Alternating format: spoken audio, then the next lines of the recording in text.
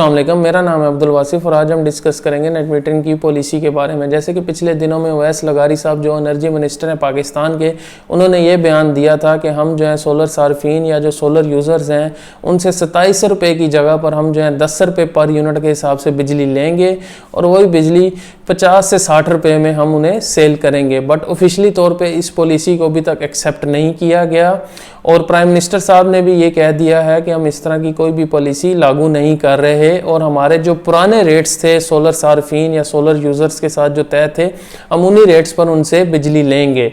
तो ये एक बहुत ही अच्छी खबर है सोलर यूज़र्स के लिए, जिन्होंने सोलर लगवाया हुआ था उनके लिए ये बहुत ही अच्छी खबर है कि इस तरह की कोई भी पॉलिसी अभी तक लॉन्च नहीं हुई। फॉर एग्जाम्पल, ये इस तरह की पॉलिसी आ जाती 10 रुपये के हिसाब से, अगर ये हमसे बिजली लेते तो उसमें यह था कि जो सिस्टम हमारा 10 किलोवाट का था उसकी वक़्त 3 से 4 किलोवाट के हिसाब से रह जाती।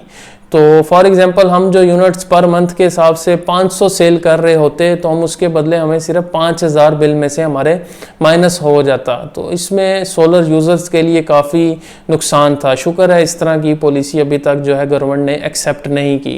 इन फ्यूचर अगर इस तरह की कोई भी पॉलिसी अगर गवर्नमेंट की तरफ से लागू की जाती है या कोई भी टैक्स नेट मीटरिंग पर लगाया जाता है तो उसमें हमारे पास यही ऑप्शन है कि हमें हाइब्रिड सिस्टम लगवाना चाहिए, जिसमें हमारे पास हाइब्रिड इन्वर्टर होता है।